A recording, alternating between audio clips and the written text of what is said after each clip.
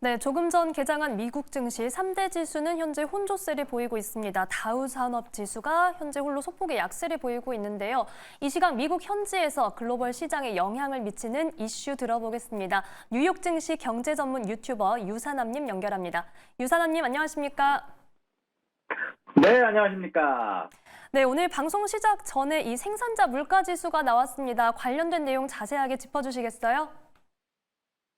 네, 일단 오늘 스케줄 먼저 짚고 난 이후에 생산자 물가 지수까지 한번 디테일하게 분석해 보도록 하겠습니다. 자, 일단 오늘 나온 스케줄들은요. 생산자 물가 지수와 중국의 신규 대출 수치, 그리고 IEA 미국의 전 세계의 에너지 관리부에서 발표하는 월간 보고서가 나오게 된 게 오늘 하루의 주요 스케줄이라고 말씀드릴 수 있을 것 같은데요.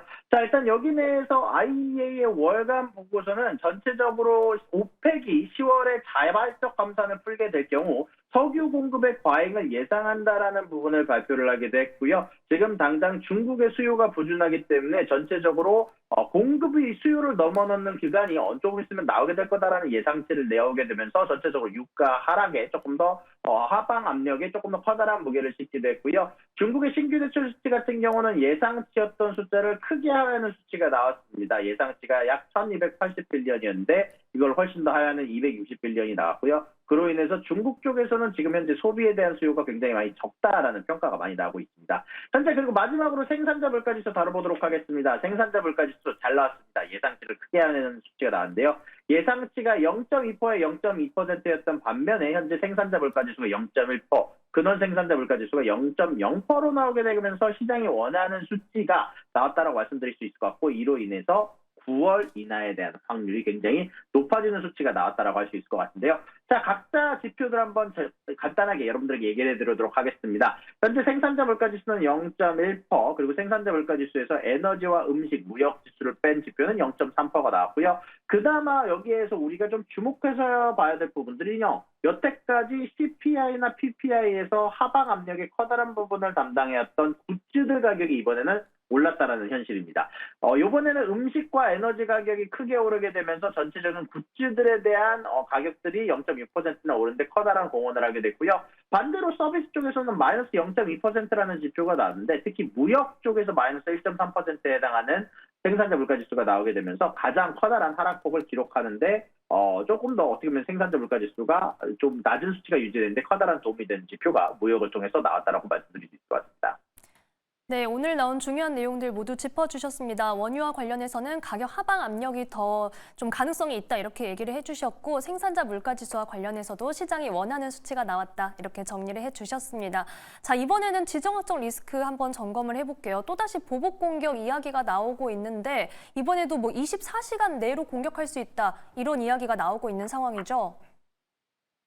네, 맞습니다. 이제 곧 있으면 이스라엘의 명절인데 이로 인해서 이전에 아마 이란 쪽에서 공격을 하지 않을까라는 소식이 전달이 되기도 했는데요. 현재 이스라엘과 이란, 헤즈볼라 사이에 전운이 고조되고 있습니다. 현재 몇몇 알자지라 혹은 이스라엘 쪽 뉴스 쪽에서는 현재 미사일 공습이 하마스 쪽에서 이제 공습이 나오고 있다는 얘기가 나오고 있는 만큼 아직까지 좀 정확하게 이런 전운들이 좀 감소하지는 않는 추세로 움직이고 있는데요. 그로 인해서 현재 미국의 국채 가격들이 크게 오르고 있는 모습들이 나오고 있고요. 그로 인해서 10년물 금리 떨어지는 모습들이 나오고 있는데 만약에 전운이 조금 더 고조되게 될 경우 유가가 추가적으로 상승할 수 있다는 점 여러분들이 염두에 두셔야 될 것 같습니다. 무튼 이로 인해서 이란의 대이스라엘의 보복 공격이 임박했다는 관측이 지속적으로 나오고 있고 아무래도 여기에 대해서 미국의 존 커비 미국 백악관 NSC의 국가안보소통보좌관 같은 경우는 이란 혹은 그들의 대리 세력이 며칠 내에 이스라엘을 공격할 가능성이 크다라고 언급을 하면서 만약에 공격하게 될 경우 그들은 미국의 경제 보복을 받아야 된다는 점을 명확하게 언급을 하기도 했었습니다. 네, 계속해서 이 지정학적 리스크 관련해서 긴장감을 주는 소식들이 나오고 있는데요. 주시를 해야겠습니다. 자, 이번에는 미국 시장으로 가보겠습니다. 홈디포 관련된 내용이 나와 있는데 미국의 소비 수요를 좀 여기서 엿볼 수 있을까요? 매출이 악화됐다는 소식이 있네요.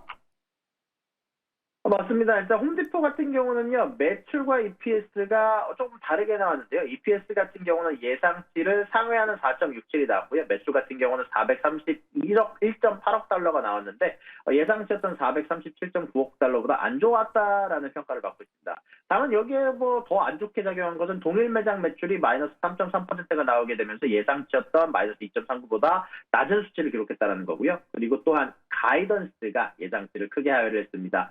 동일 매장 매출이 약 한 매점당 마이너스 3에서 마이너스 4%까지 감소할 것으로 예상을 하면서 이전에 예상이 됐었던 마이너스 1%보다 훨씬 더 안 좋은 매출을 기록할 거다라는 예상치가 나오게 되면서 사실 홈디포의 어닝은 좋다라고 얘기를 할 수 없지만 현재 어닝콜이 진행되고 있는 와중 제가 지금 어닝콜은 볼 수는 없었지만 어떤 이야기가 오갔는지 홈디포의 주가는 다시 또 하락 부문을 메꾸고 나서 소폭이나마 상승한 상태로 현재 주가가 거래가 되고 있다는 점 언급해 드릴 수 있을 것 같습니다. 네, 말씀해 주신 것처럼 홈디포의 주가는 현재 0.38% 오르며 347달러 선을 기록하고 있습니다. 자, 마지막으로 테슬라 소식 살펴보겠습니다. 사이버 트럭 최저가 모델 주문 중단 소식이 전해졌는데 이유가 뭘까요? 네, 맞습니다. 이거는 이미 어느 정도 주가에 반영이 되기는 했지만 어저께 제가 언급드리지 못한 부분이라 꼭 언급을 해드려야 될 것 같아서 이 이야기를 갖고 와봤는데요. 현재 테슬라가 사이버 트럭 최저가 모델에 대한 주문 접수를 아예 중단한 걸로 알려져 있습니다. 현재 폭스 비즈니스와 야후 파이낸스, 블룸버그까지 현재 6만 1,000달러에 판매가 되는 사이버 트럭을 더 이상 주문 예약할 수가 없다라고 보도를 한 상황인데요. 아무래도 이런 부분들에 대해서 테슬라가 앞으로는 주문할 수 있는 가장 저렴한 사이버 트럭 모델은 10만 달러 수준으로 약 318마일의 주행거리를 가진 파운데이션 리미티드 시리즈가 될 예상인데요. 이렇게 된 부분들에 대해서 애널리스트는 이렇게 평가를 했습니다. 현재 테슬라가 사이버 트럭을 출시를 했는데 예상치였던 수요에 대해서 훨씬 더 못 미치자 현재 저가형 모델만 팔리고 있는 상황에 대해서 대처를 취해야 했고 현재 저가형 모델을 제거함으로써 그 위에 상위 모델에 대해서 수요를 늘리는 방안을 검토를 하는 게 아닌가라고 지속적으로 애널리스트 사이에서 이번 평가에 대해서 이야기를 하게 됐습니다. 네, 이렇게 테슬라 소식까지 살펴봤습니다. 지금까지 미국 현지에서 뉴욕 증시 경제 전문 유튜버 유산남님과 함께했습니다. 오늘 고맙습니다. 수고하셨습니다.